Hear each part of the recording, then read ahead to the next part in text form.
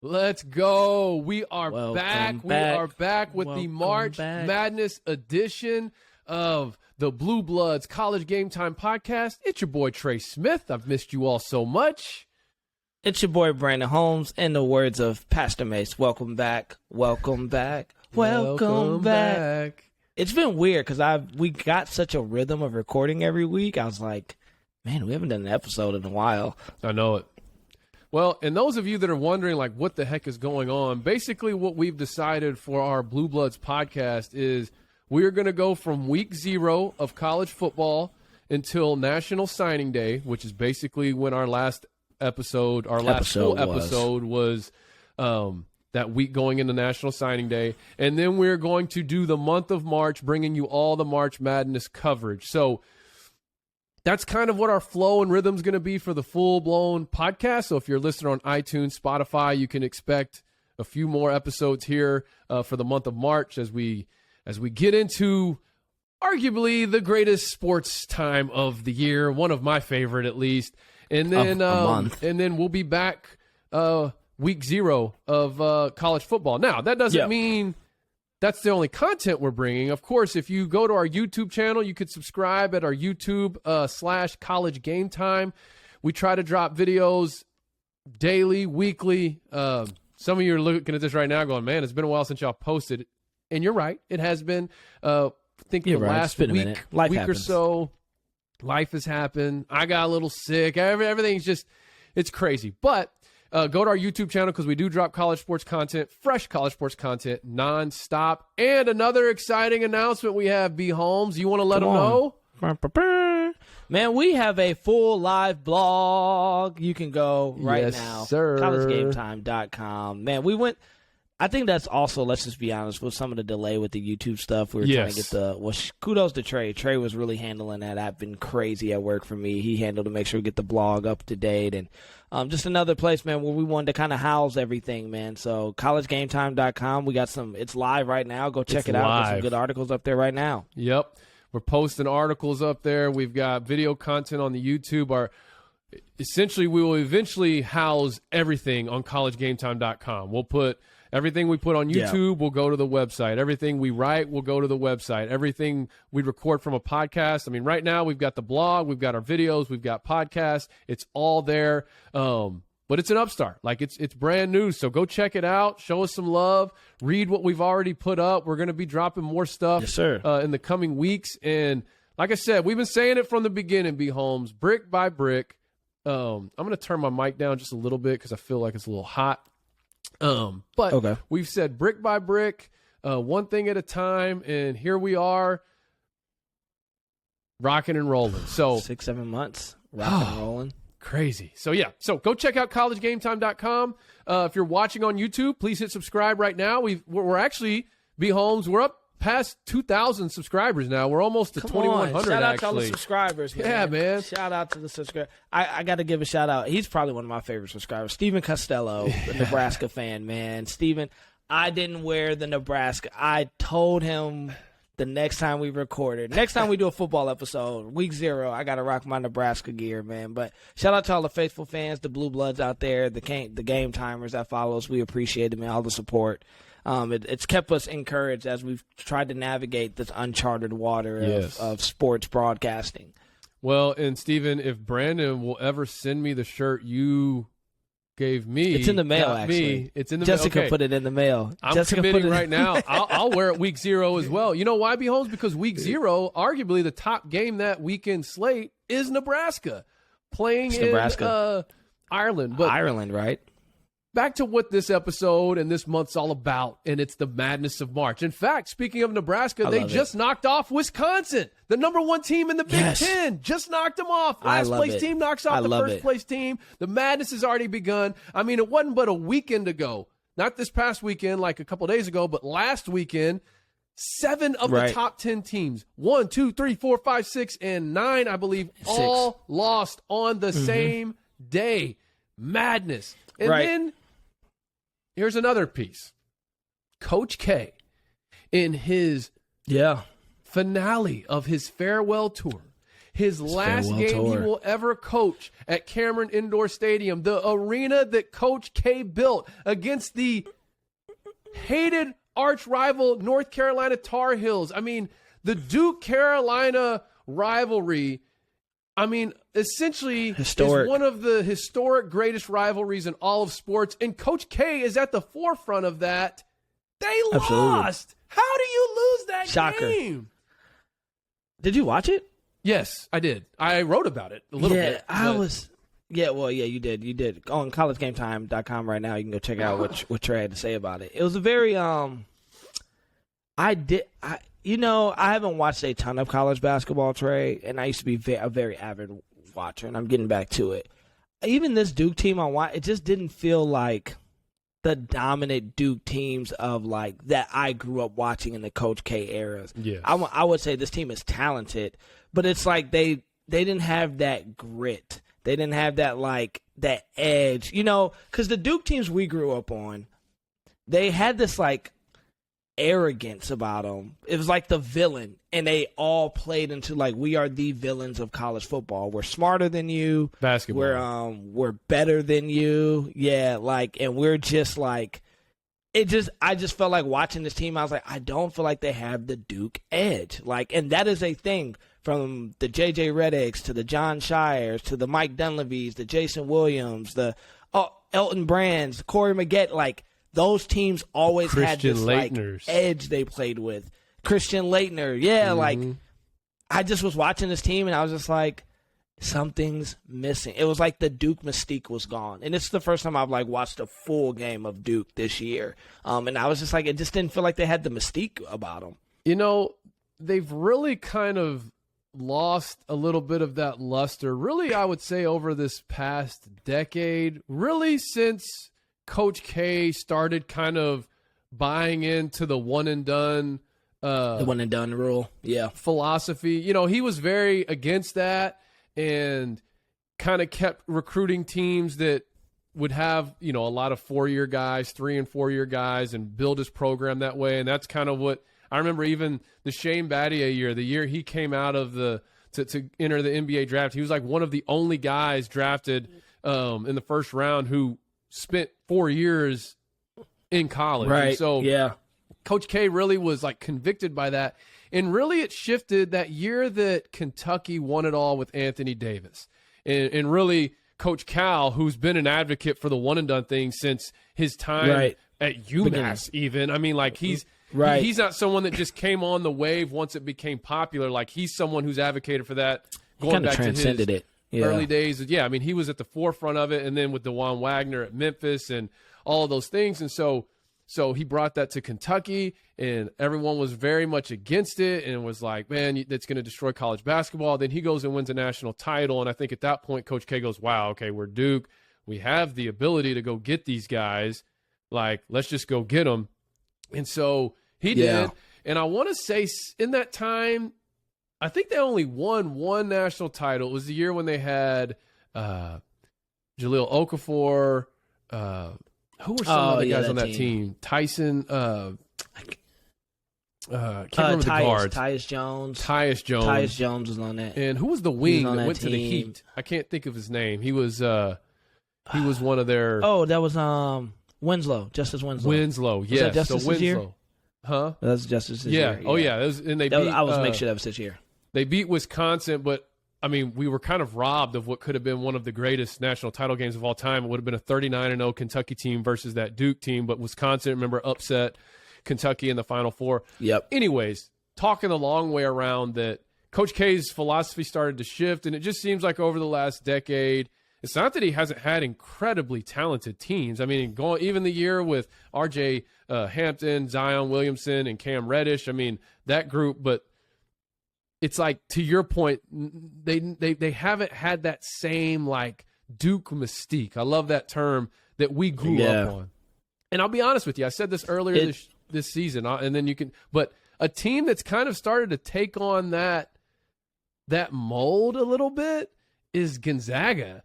And the only reason why I say that, I think, is because you got like Drew Timme, who kind of has a little bit of a Christian Laettner type edge to him, and there's never going to be another Duke. I don't think you could ever replicate what that era was that lasted 30 years or so. And I mean, I know Coach K's been there 40, but I'm not including this last decade. But anyways, right, I'm with you on that.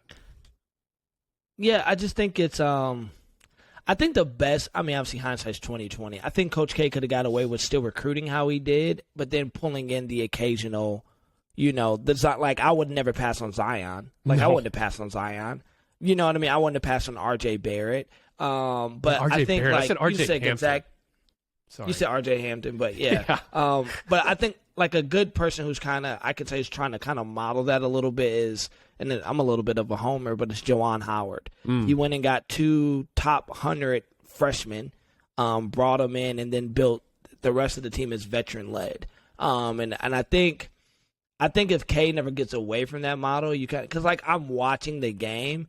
And I was like, this doesn't feel like the Duke that I know. Like, I'm just going to go to the limb and say, I'm like, where's the gritty white guy? Like, where is he? Where is he at, man? Like, you're known to have one of those guys. Like, where's the enforcer that's been there for 5 years, Because, I mean, I can still rattle off my favorite Duke team of all time. The Greg Paulish years that he played point guard there. And then you had Zubac. And then you had what's the guy? Kyle Singler. Like, I mean, yeah, Gerald Henderson, Daniel Ewing, like Nolan. It's just, but to your point, those guys were homegrown in the program. Like, I remember because I was an avid Duke fan. I remember like looking back, and you could know like, oh, who's coming up the ranks? Like, oh yeah, we're losing JJ this year, but next year we got A, B, C, D. Think about Chris Duhon. He was drafted. I mean, in the league and had a good. Duhon felt like he was at Duke for like 8 years. I remember saying, you're like, man, Chris Duhon's still here? Yeah. And I think that was kind of part of probably like shifting that culture, and it transcended from team to team and from year to year. It's because like guys really went to Duke and had to wait their time to play. And then you had the occasional Elton Brands and Corey Maggettys of the world that were just like that good where, they could go one and done. Or I think even Elton still did 2 years. I don't know, man. It was hard for me to see. I was like just watching it because it was the farewell game and the end of an era, but I wasn't impressed. Like, it almost was like I found out Santa Claus wasn't real. It was just like, okay, man. The Duke that I once knew no longer exists, and it's this new era, which I'm sure is going to be great, and John Shire would do a great job there, but it didn't. I felt bad that he had to lose that way, and that team didn't exemplify the teams of what I was used to, the product Coach K putting on the floor.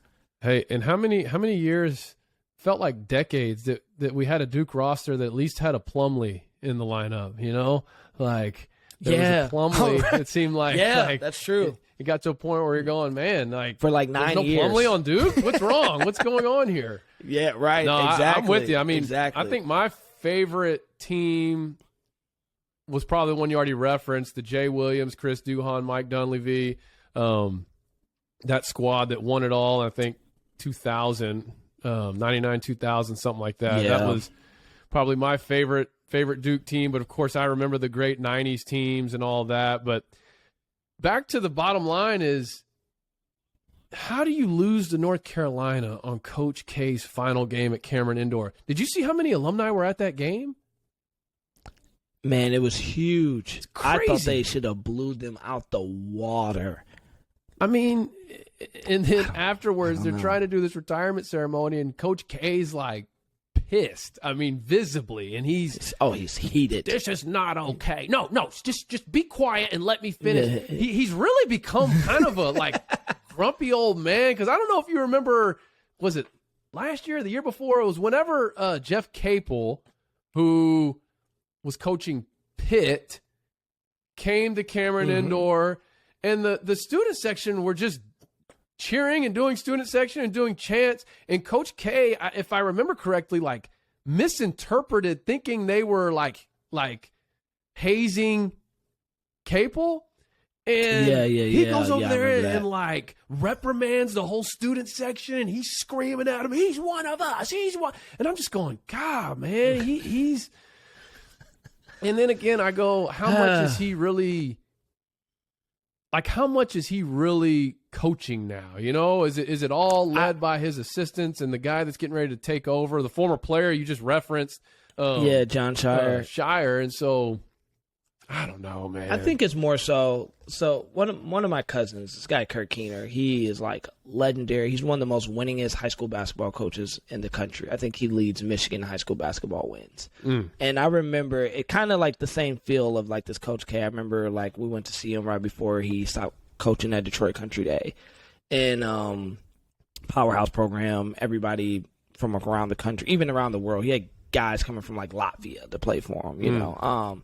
But I remember at the end of his tenure, like we were out to dinner afterwards, and he was like, yeah, I'm at this point in my life, like, I mean, I'm the face of the program, but my assistant coaches do all the coaching.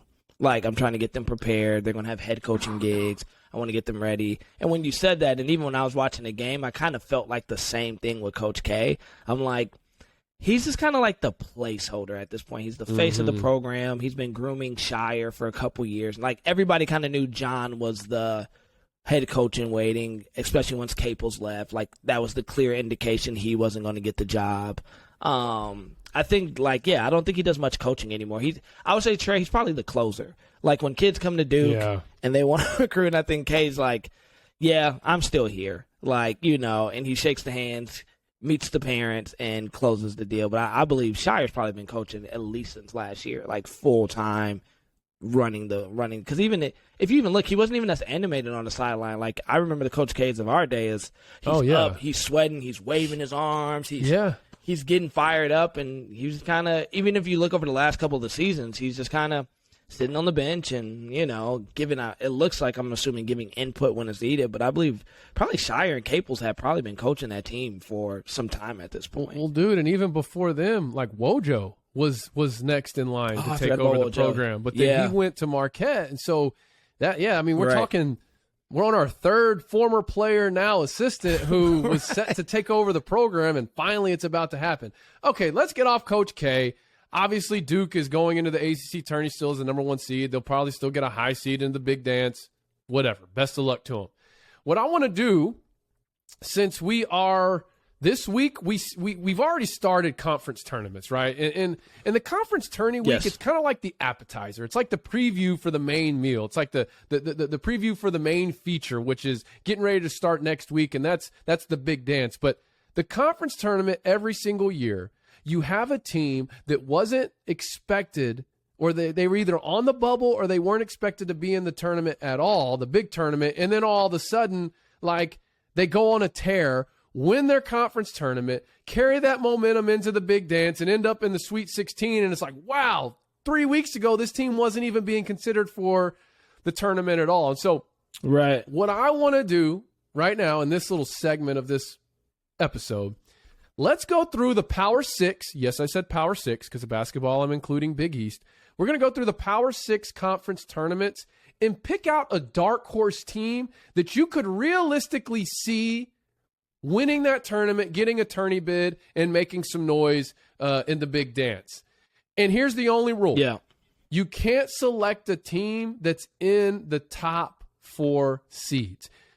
Usually the top 4 seeds, depending on the tournament layout, they either get a bye week or they get a double bye. I know, like in the SEC, the top 4 teams get a double bye, so they obviously have the advantage. And I don't know that I would consider that a dark horse team to win. I think, especially the SEC, you look at any of those top 4, and you probably expect one of those teams to win it all, or win the conference tourney. Now, let me just clarify this, listeners or viewers, if you're watching on YouTube. What we are not doing is picking who we think is actually going to win these conference tournaments, okay? We are simply picking a dark horse team that we think could realistically, unexpectedly win the conference tournament and then go make some noise in the NCAA tournament. So we're going to start with the ACC. And you want me to go first? Yeah, go for it. Okay. I'm picking the 9th-seeded Syracuse Orangemen. And here's why. If there was ever a team who could limp into the ACC conference tournament with a losing record and then 2-3 weeks from now find themselves in the Sweet 16, it's Syracuse.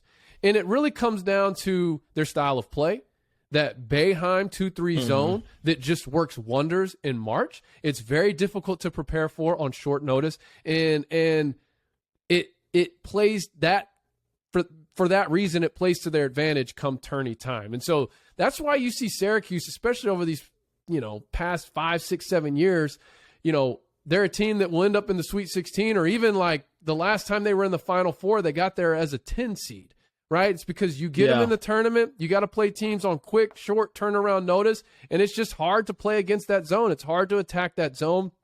And, you can't replicate it in practice anyways, but then much less on, 24-hour, 48-hour turnaround time playing. Right. But I will say this, they lost their big man earlier in February, and he was kind of like a dagger to the heart.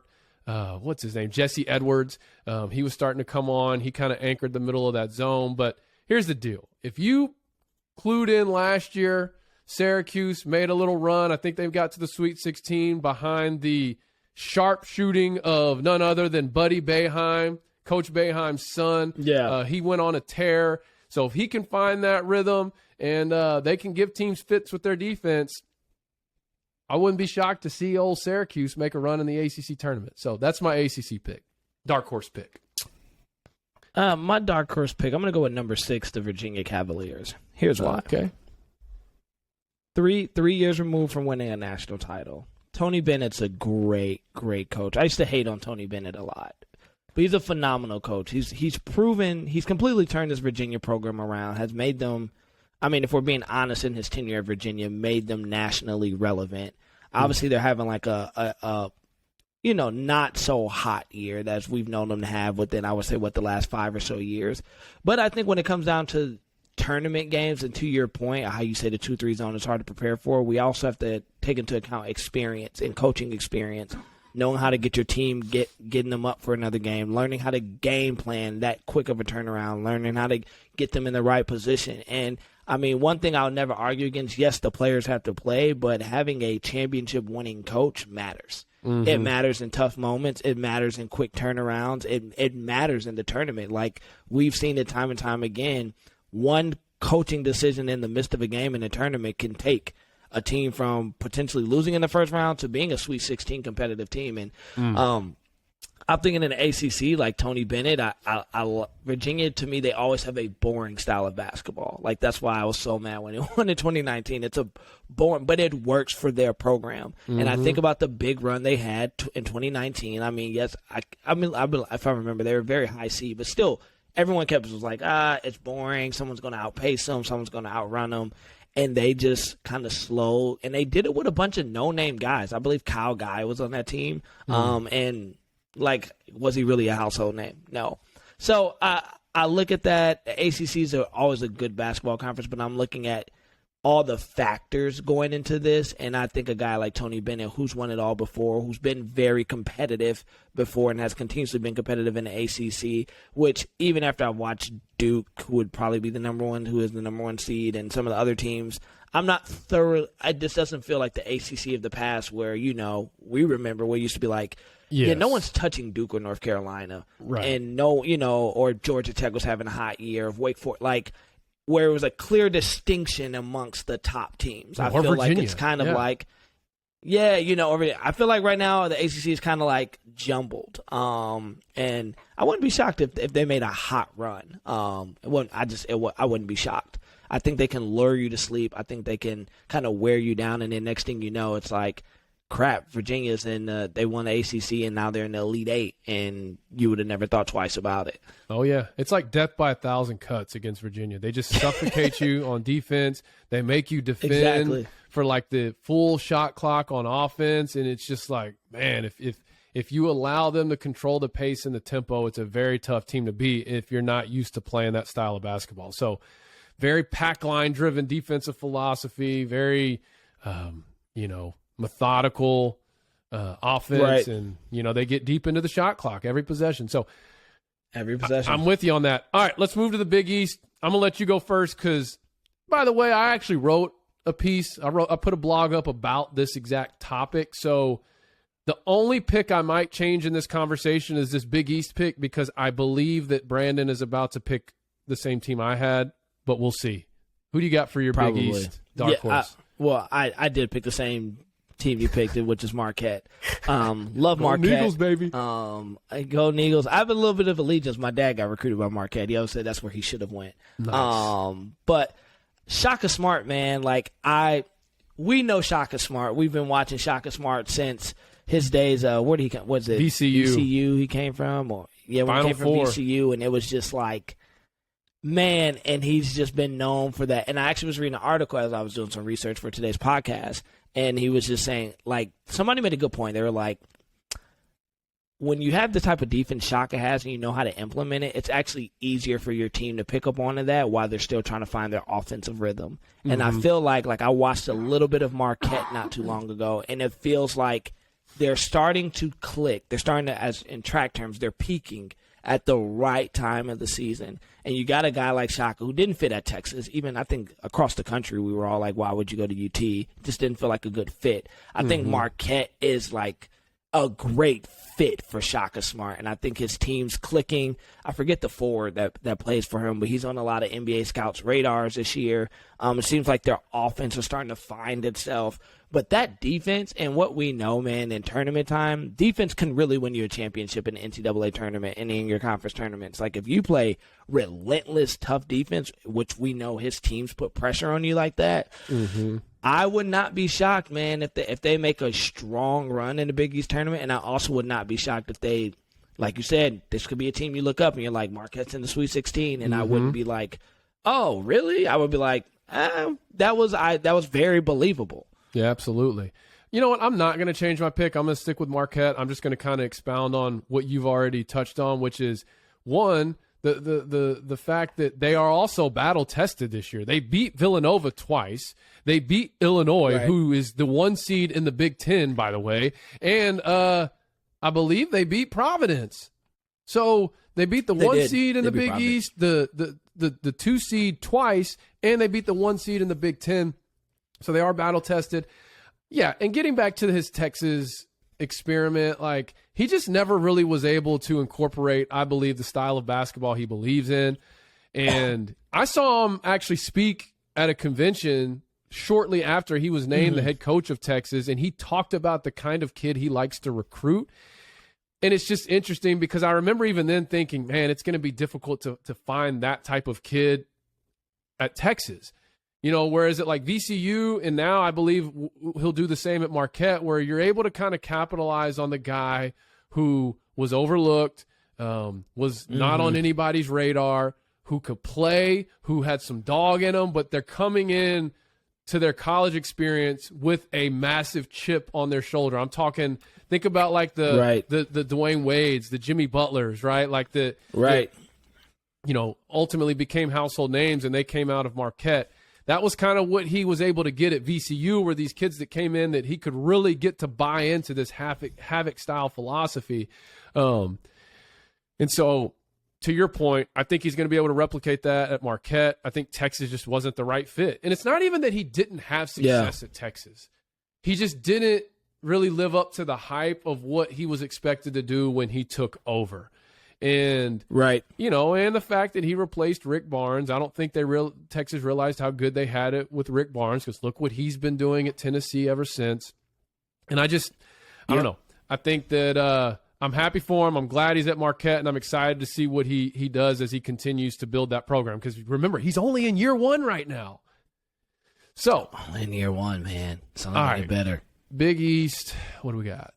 Oh, Big Ten. All right, I'm going first on this one, and I know for a fact that I did not pick the team that you were going to pick for the Big Ten, and that is none other than who you might refer to as little brother. I'm going to refer to as Sparty. That's the Tom Izzo Michigan State Spartans. They are the 7th seed in that bracket. Here's the thing about Tom Izzo in March. I think you could go to your local hardware store, pick out a dozen random people, put them in a gym for 6 weeks in March, or put them in a gym for 6 weeks, and then in March give them the Tom Izzo, and he's going to have them in the Sweet 16. That's just kind of his brand. And, I know last year they got knocked off in the play-in game, but the team that knocked them off went all the way to the Final Four. It's been a few years since they've had a deep run. I just think that they are due. I think they've got a tough team. I feel like they have an injury, or maybe they got someone back. I think what their big Achilles heel has been this year is turning the ball over. And so if they can be smart, if they can protect the ball and play just their, Michigan State, Tom Izzo style of hoops, I think they got a shot. And I'm looking at the bracket right now. I mean, they open it up with Maryland, who they just handled on Sunday. Then they would face Wisconsin, who's coming off that devastating loss to Nebraska. I mean, they really wouldn't even have to mess with Illinois, or I guess they would have to play probably it would be Purdue. I mean, look, it's going to be a dogfight, but I just feel like it's March. Their back's kind of against the wall right now. I think they're a bubble team. They need to make some noise in the Big Ten tournament. And I don't bet against Tom Izzo when the season's on the line. Who you got? I feel bad, man. Tom Izzo has not lived up to the hype since Mateen Cleaves and Mo Pete. I'm so over Tom Izzo. But I mean, he's been. I was actually back and forth. I think most people multiple times since then. Yeah. The Flintstones is one of my favorite college basketball teams of all time, though. Yeah. Yeah, I think it's the disrespect as a Michigan fan, because it's like, if you look over the last probably 2 decades, Michigan's probably been a little bit more successful. But, okay, so my pick, it was tough. I almost actually leaned Iowa because I like their brand of basketball. I really do like their brand of basketball. They're tough. They're gritty. I didn't think they would be able to replace Luke Garza the way they did the All-American center from last year. They had a very, very solid season. But it wouldn't be Homer if I wouldn't ride with my boys in big and blue, man. I had to pick me. And here's why. This is besides my Homer pick. One, I believe Howard is about to come in with a massive chip on his shoulder after how I think the Big Ten fumbled the whole punishment thing. The incident, right? I think that's a whole topic for a different discussion, but I think he feels some type of way that he got the suspension and the Wisconsin coach walked away scot-free with the $10,000 fine that we know the school's going to pay. I also believe Phil Martelli, who stepped in as the interim head coach, former coach of St. Joe's, who probably is now giving Howard some different things to look at as far as how to maximize the potential of this team. But because before Howard was there, we were running into a lot of issues about like how to run Hunter Dickinson, who's our All-American center, and this transfer guard Devontae Jones, who's kind of having a iffy year after potentially could have been drafted last year. But I think Phil gave the blueprint to Juwan of, hey, this is how we can maximize the guys we have now. And I will say this, I would say they're one of the most talented teams in the Big Ten, but I would say they love their coach. And it just wouldn't shock me if they come into this with, the whole time they were posting free Juwan.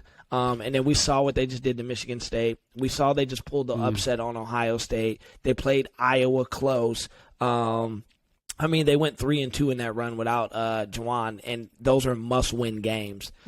I think Juwan's going to come back fired up, ready to go, kind of to prove a point. And I think he definitely wants to see Wisconsin again, and I think the team wants to see Wisconsin again. So I'm picking Michigan, but if I'm being honest, Trey, it wouldn't shock me if Iowa pulled it all off. They're a very tough team. They're a very, very tough team, and they're very good at what they do. They're big. They're bruising. They're going to wear you down. They're going to jack you up in the paint. They can shoot the rock. I'm saying Michigan as my homer pick, but if I'm being objective, Iowa would be a team that would be my dark horse, honestly. Dude, I would almost pay pay-per-view money, not really, but just for the sake of being dramatic, to see Michigan-Wisconsin rematch in the Big Ten Championship. Because the way the brackets lined up is that would be the only way those two teams would face each other is in the championship. So, but to your point about Iowa, they do have a little bit better of a draw, whereas they're going to get Nebraska Northwestern winner in the first round. Then they get Rutgers next, whereas Michigan's got Indiana and then would have Illinois next. And, dude, Illinois, them dudes. That's a tough team, man. They got a look squad. good this year. But, man, you kind of got me hyped now that I didn't look at that initially, but I would love to see Michigan-Wisconsin rematch. All eyes would be on that. All eyes. Oh, that would be the most watched game of that weekend. Of the conference, tournament, whatever. So, okay, let's move on. Let's get to the Big 12. You can take this one first. And this was hard for me, man. I don't watch a lot of Big 12 basketball. I don't. So it was more so like I kind of put a name in the hat and drew it out. I'm actually kind of going with Iowa State, and that's just because of recent games. I've kind of tuned in just a little bit, so they had some pretty good wins. I don't know a lot about them. It's just one, I know you hate Iowa State, so that was a big pull for me. Dude, you know two, what? I love their. I'm over that. I mean, I think the football season took care of itself. So, anyways, just kind go of for it. Took care of itself, right? Also, I love their facilities. It's one of my favorite places I've ever ran to meet at. That's really why I'm picking Iowa State. I mean, I know they just had a big one recently. I don't watch a lot of big. And I knew you would pick OU even before your article. I knew you would pick OU because I remember us talking about them on the podcast. And I think their head coach you were really impressed with. Yep, so really, Iowa State is just like a pick for no. I've done no study on the Big 12. I like their facility. I know we hated against them earlier in the year, and I know they their uniforms are kind of cool. So that's why I picked Iowa State, bro. Well, you called mine out. OU, that's who I've got. And here's my thought process here, right? Because that bottom half of the Big 12 bracket that I'm looking at right now, Baylor is the top seed of the bottom half. Well, if you look at Baylor's history in the Big 12 tournament, like, it hasn't been very good. And I don't know if that's because Scott Drew, you know, they're just focused on the big dance because they know that's where they're headed. If he hates Kansas City, like, I don't know what it is, but they don't typically perform well in the Big 12 tournament. So I feel like unless he just decides that this is the year he wants to win the Big 12 tournament, I think the bottom half is pretty wide open. You've got Texas Tech, you've got Iowa State, and you've got OU. I have been saying, as you just alluded to, since December, that OU is going to be a team to watch in March, okay? Now it's time to put up or shut up. I'm going to stand by that statement because here's what OU's problem has been this year is consistency. Okay. Like, they have a squad.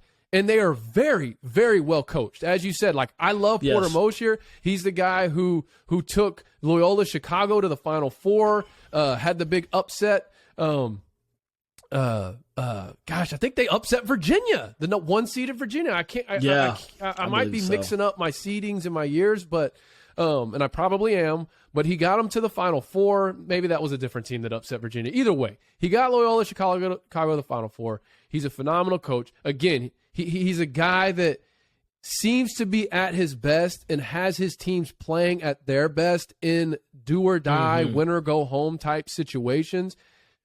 Yeah. Over the course of the season, though, I mean, they've let me look here because they've had some good wins this season. I don't have them like they've had some significant wins this season right in front of me, but they've beaten some good teams. I want to say they beat Kansas. They beat Arkansas, who is now peaking at the right time. I mean, there's a lot of ranked teams that OU has beaten. And I'm going to fact check myself real quick before I start rambling too much because I'm going to look it up right now. Right here live on the pod. Let's go. OU. Who were the big? No, they lost to Kansas by 2. They beat Tech pretty comfortably. That's what it was. They lost to Texas and they lost to Kansas by 2. So that was that week where they had a slate of Tech, Kansas, UT back to back to back. But then Texas Tech came back and got their revenge on them later on. But they did. I guess what I'm saying is they've just shown they can compete with the top teams. They've ran into some situations where they haven't been able to close out games. They've run into some situations where they've been inconsistent or where they've blown big leads. But if you look at what they've done here in the last month, last couple weeks, they've sort of quietly ended the season on a 3-game win streak. They're playing really good team ball. I think if Baylor kind of trots out their typical conference tournament team and OU's able to win that first round game against them, that's going to ignite their confidence. And I think it's a team that could make some noise. And to be honest with you, as I look at my dark horse picks, if I had to say, okay, which one do you actually think is going to do it? Yeah. I would probably tell you OU. And that might be a little too bold. That statement may not age well, but I just think they're a team to look out for in this conference tournament. Now, they may lose to Baylor by 20 on Wednesday or Thursday, whatever day it is that they're playing. But Thursday, yeah. I'm kind of high on them right now. And you know how it is with college basketball. It's so hard to keep up with what players are on what teams. So it's all about the coaches, right? And unless it's a team you specifically follow game in, game out, you don't really know who's on the roster. You might know if it's a projected top 10 pick or something, but for the most part, you put all your faith in the coaches. And that's what I'm doing with OU. So, Pac-12? Pac-12. All right, I'm going to kick this one off. This is probably my most difficult pick because I'm extremely confident UCLA, USC, or Arizona is winning this tournament. Like without a doubt. Bottom line. So, in trying to stick to our rule of dark horse, not in the top 4 seeds, I really struggled between Oregon and Washington State. And both for different reasons, but I ended up giving Oregon the nod really because of how their side of the bracket sort of sets itself up. So they start with Oregon State, who's won 3 games. Yes, they are 3-23. Now, they've competed in some games, but they're 3-23. So Oregon State, that's their first game against the last place team in the Pac-12. Then they get Colorado, okay? And they played Colorado twice this year, and they're 1-1 against them. The first game they played was a very close game, lost by 4 points. And then when they saw them the second time around, they kind of cruised to a 15-point win. So I don't know if that's the second time around they kind of had them figured out, but it's a rubber match. And based off how the first 2 games went, Colorado got a close win the first round. Oregon got a very comfortable win the second round. I think that game plays to their advantage. And then that would put them against Arizona, who, I'm assuming Arizona. I don't know that Arizona State or Stanford are going to beat them. So the top-seeded Arizona team, earlier when they played this season, Oregon almost beat them in Tucson. Yeah. So true.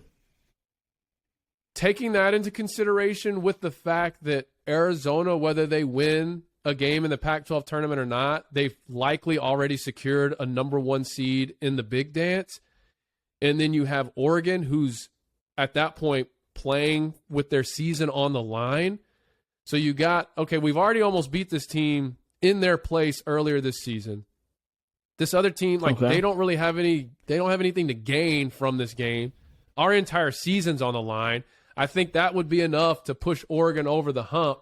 And then at that point, they've got that kind of momentum. I don't know if there's anybody at the bottom of that bracket that they couldn't at least compete with in the Pac-12 championship. So my dark horse is Oregon, even though I feel pretty confident one of the top 3 seeds is going to win that tournament. But I went with Oregon. I think I'm going to go with a team that most people probably isn't thinking about in the Pac-12 because most of us think, obviously the top 3 teams are going to win. I'm going to go with UW, man, the Huskies. So Okay. check this out. Did a little research on the Huskies. Completed their season at 16-14. Finished in a 3-way tie with your team you like, Oregon and Washington State. They also they bring back their senior guard Dejon Davis, who missed 6 of the last 9 games to right shoulder injury. So they're back to full strength, which means they have a little bit more depth. Now, I don't know how much he's going to bring to the table, but it always helps to have some veteran leadership in that. Coming into that, So then on top of that, I think also a big deal for them is they have this guy on this team, Nate Roberts, right? So first off, UW has won the last 3 of their 4 games. So they're riding high on momentum. If they win in the first round, that's 4 out of the last 5 games at this point. We know everything about March is about momentum. Yeah. They got the momentum. I want you to listen to his last 2 big games that Roberts has put up. Against Oregon last week, he had a career-high 18 points and 16 rebounds. And then at Oregon State, he put up another double at 13 points and 16 rebounds, which – if he can do that, along with their leading scorer, who I'm looking at right now, they're saying is Terrell Brown, who's the Pac-12 leading 21 points a game, and then you bring back the senior guard in Dejon Davis. I think this is a team that could potentially, you're riding that momentum. Roberts is having big games, posting double-doubles the last couple games. You have the leading scorer in the Pac-12. You bring back a senior guard who's been missing over the last 9 games, so hopefully he can just jump back in rotation and give you something. The only problem is they face USC in the quarterfinals if they win. But once again, bro, it's March. Anything's possible. So if we're just picking a dark horse, I'm going to say I want to pick UW, man. We know momentum's everything. I want to ride the hot hand with that. And so I'd be interested to see that. Okay, believe it or not, there was one reason I almost picked them as well, and it's not anything you just said, because everything you just said, I just learned. You gave me some content I did not know. So, however, the reason why I almost picked them, getting back to my philosophy in March, is their coach, Mike Hopkins. Mike Hopkins was a longtime assistant at Syracuse. Mike Hopkins, when he joined the Syracuse staff in 95 or 96, that was the year when Boeheim said, we're going full-blown committing to this 2-3 matchup. He had ran it his entire time he had been there, but like it was in the mid-90s was when he said, this is all we're going to do defensively. Mike Hopkins was a huge part of that. Washington now runs that 2-3 matchup zone that Syracuse runs. Yes. The only reason why it might look a little bit different is because what I don't know, and this is why I just didn't pick him, I don't know if he's been able to recruit the same type of length that Syracuse recruits year in and year out that makes that zone so effective. But the same thinking that I applied to my Syracuse pick also applies to UW. So with everything you just said, combined with what they do defensively, they could very well find themselves in that same spot. And Hopkins has improved their record by 11 games this year. So they only won 5 games last year. So, I think being a tutelage from Syracuse, it could be, anybody can get got in March. That's what I say about the tournament. Anybody can get got. And it wouldn't shock me if, UW makes a little last-second run and finds themselves deep in this Pac-12 tournament. Yeah. I mean, I thought UW was getting ready to become one of the top-tier teams in the Pac-12 because, like, Hopkins' second year there, they won, like, 25, 26, or 27 games, something like that.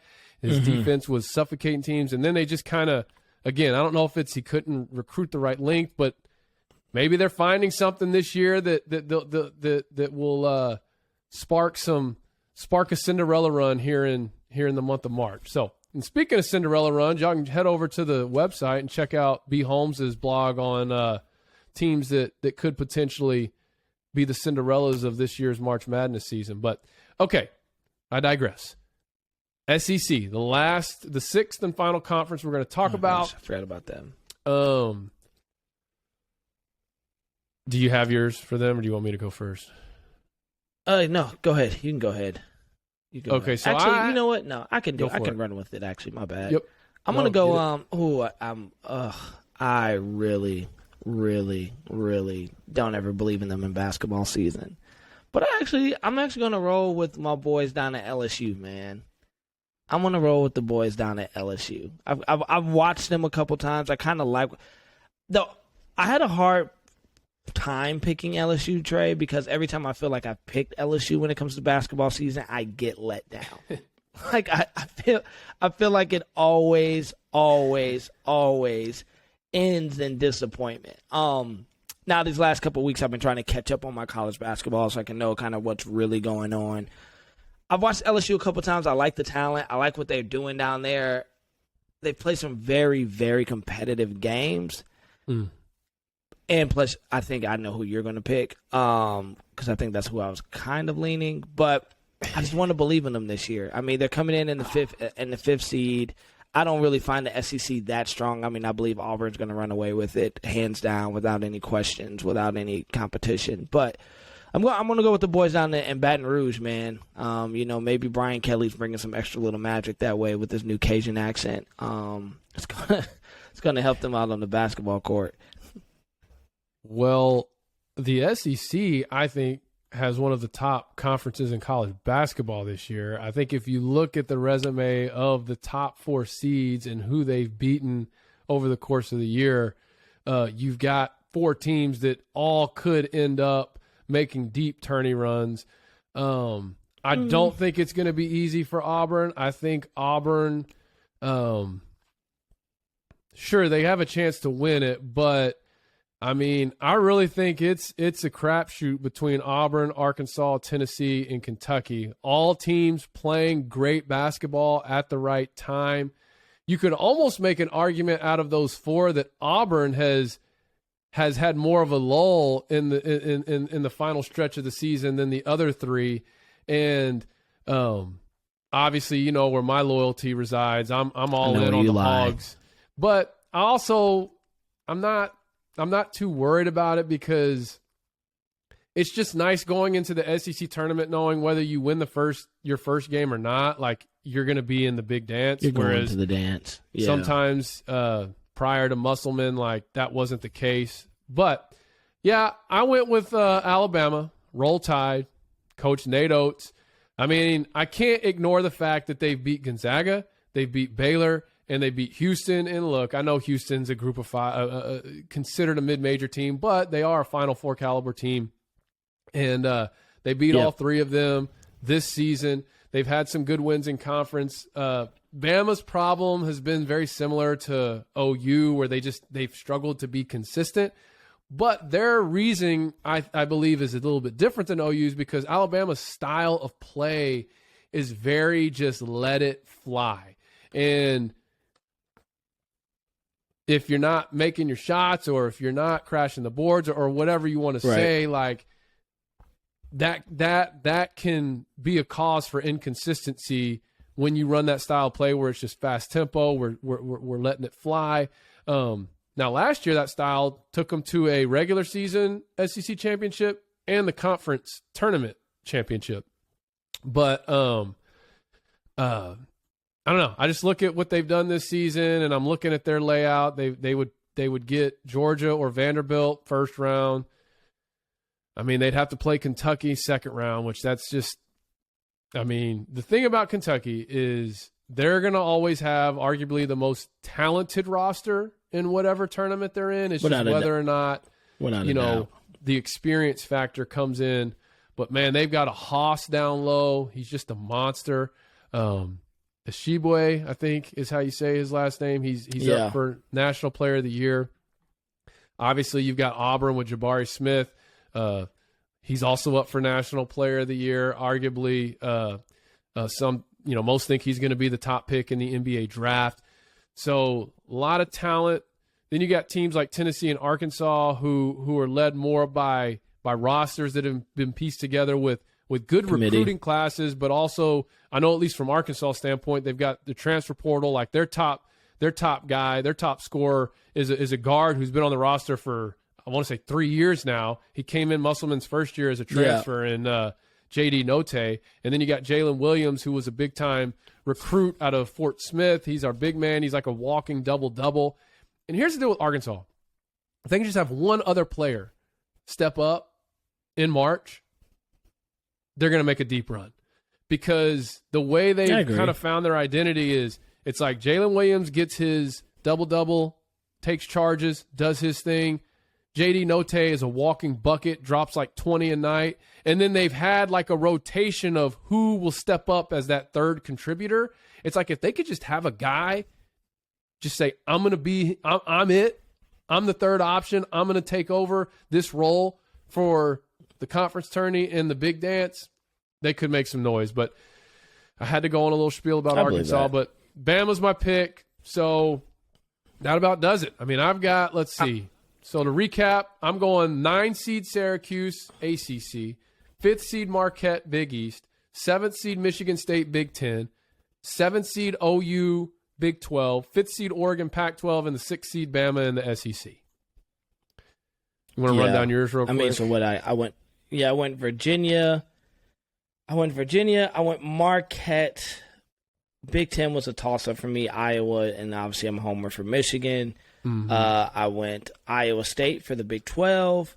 Pac-12, I went Washington, which I'm feeling actually even more confident about after I just talked about them. Like, I'm feeling way more confident than the SEC. I went LSU. And I think, I said I don't really like it. I mean, I think partially my bias towards the SEC is I just think I'm a northern guy. I'm from Detroit. Like, I don't believe people in the South play basketball nearly as good as up north teams. It's just like a thing. It's just what we believe. But I will say this about your Arkansas team, because I've never watched more Arkansas sports since becoming your friend, because there was never a team I would normally ever watch, because I have zero allegiance to that school. But I've watched them play a lot of basketball this year. They're freakishly good. And like when they're humming, because that was really my pick. If they weren't in the top 4, I would have picked Arkansas. They're just one of those teams that you're just like, oh, when they're clicking, and they're tough to beat. And I think they'll make a deep run in the tournament. Personally, I wouldn't be shocked. Well, but to your point, LSU, I mean, they've got the talent to do it. I can't stand Will Wade. Like, I'm sorry. Like, I just don't like Will Wade. Like, everything about the guy just annoys me. So, and I can save that tangent for another time. But just watch. If you're not a big college basketball fan, or maybe you're like Brandon, you don't believe in SEC basketball because that's more football country, just watch an LSU game this week and watch Will Wade. And then get back to me on what your thoughts are. Because I'm confident you will feel just as strongly as I do about just his whole zhush. So, all right. We are reaching the hour mark. Man, it feels good to get another full episode in, man. March Madness edition. It's been a while. We'll bring it. Just a reminder, we're bringing you all the action from March Madness the whole month of March. We will have weekly full episodes just like we did in football season. It's the Blue Bloods College Game Time podcast. So here's how I say we close this episode out, B. Holmes. Hey, by the way, if you're watching on YouTube right now, please hit subscribe. If you're listening on Apple or Spotify, hit subscribe. Like, leave us a review. If you leave us a review, it helps drive our podcast up the charts for people who are searching for our type of content. But as of like recently, if you just type in Blue Bloods on Apple, like, we're one of the top 3 podcasts that comes up. Yeah. So, kudos. And maybe that's just on mine, but I think that's the case. But no, somebody else committed the other day. They've subscribed and they typed it and we popped right up. Perfect. So, closing out this episode, one bold prediction. I got one for you. For March without a doubt. Madness. It can be anything. One bold prediction. Before Selection Sunday. Okay, because the next time we do an episode, it'll be after Selection Sunday. So, or it'll be right in the middle of it. Who knows? Maybe we'll broadcast right like as we're watching it. I don't know. But what's your bold prediction? My bold prediction is it's going to throw a lot of people off. I've watched this team play a lot of basketball this year. This team has made me a good amount of money this year in basketball. They've made me some change from my wedding. I'm going to say this, man. The Providence Friars are going to go to the Final Four. I love them. I love the team. I love Ed Cooley. I think that team plays for him. They get up for him. They're gritty. They're tough. They're scrappers. They fight. They got the chip on the shoulder. I don't know if you watched the game against Villanova a couple weeks ago. I think it was like 2 weeks ago. To me, that was the best. And I didn't watch a ton of college basketball earlier in the season, but it was the best game I watched. Pins and needles all game. They can score. They can play defense. And I think the constant disrespect they've kind of received, even though they're the number one seed in the Big East, kind of fuels this fire for them because everyone expects it to be Nova or UConn. I mean, those are kind of like the OGs in the Big East. And so Providence, man, they have just been – I love their style of basketball. I love the grit. I love the fight. I mean, you know, anything about me, you guys got to know I'm from Detroit, man. So I love gritty, tough, scrappy basketball. Like, that's the basketball I grew up watching. That's the basketball I grew up playing. So teams like that are always going to have me. And I don't think they're afraid of the big moment. I think people have to put that into perspective in these things. You can't be afraid of the big moment. And they've gone toe-to-toe with Goliath in every game. And, you know, they've only lost 4 games. And they've shown this year, like, especially in that Nova game. That Nova game, I think they proved to the country, we're not afraid of the big moment. Actually, we want the big moment. So I want to say Providence to the Final Four, man. I believe it can happen. Well, and like you mentioned in your blog post, so if you haven't gone to our website, which you probably haven't because you just found out about it listening to this episode, but Brandon wrote about them in a blog and talked about how, you know, they're 1 win away from a 25-win season, which would be the first time they've won 25 games since the last time they went to the Final Four, which was in the mid-'80s, coached by Rick Pitino, led by point guard Billy Donovan. So I think a lot of that disrespect kind of that you mentioned is like their recent history hasn't been that of Villanova or UConn. So they've kind of been this Cinderella all season. But, like, people still don't want to give them that respect as a legitimate national title contender. I'm with you. Okay, here's my bold prediction, man. And I'm actually writing a blog about this that'll probably be up maybe by the time this episode's up. I don't know yet. But my bold prediction is that this year, the Pac-12 wins the national title and ends a 25-year drought. The last Pac-12 national championship was back in 1997 with the Mike Bibby, Michael Dickerson, Jason Terry, Miles Simon, Lute Olson-led Arizona Wildcats. And what a team. I know. And it was actually an upset. It was when they played Kentucky. Kentucky was I want to say the number 1 overall seed of that tournament. And Rick Pitino coached Kentucky squad. But that was the last time the Pac-12 won the national title in college hoops. They got real close last year with UCLA. They got there in like the mid-2000s when they got whooped by one of those Billy Donovan Florida teams. So they've kind of sniffed. Yeah. I think the reason why I say that so confidently or make that my bold prediction is because I truly believe there are 3 quality Pac-12 teams that are Final Four caliber this year. And I don't know that the conference has been able to have that in a long time. And I think if you look at the ACC kind of being down compared to what it normally is, I think the Big Ten is not as stout as it normally is. The SEC is probably as good as it's ever been, but when you just look at the national landscape and you've got 3 caliber teams of Arizona, USC, and UCLA who are all primed for high seeds in the tournament as well. Yeah, true. So that's my bold prediction that the Pac-12 wins the national title and ends a 25-year drought. So, believable. What's the kid from UCLA? Johnny Luzang? That Zhuzhang or whatever, yeah. Man, he shot Michigan out the gym last year. He took over last year. Like, if he gets hot, as we've seen it from tournaments past, all it takes is one guy getting really hot in the tournament, and it could, he can single-handedly win a national title. Well, and it is, and it comes down. I mean, like we've said this before, but the tournament play always comes down to guards, right? Yeah. Or you have that one guy that just takes it over. But for me, and maybe I put way too much stock into this, but I also look at the coaches. Mick Cronin, Andy Enfield, and old boy from Gonzaga, Tommy Lloyd, in his first year at Arizona, the longtime Gonzaga assistant. Like, I don't know. I think this is their year, Pac-12. So we are over an hour. That's all I've got.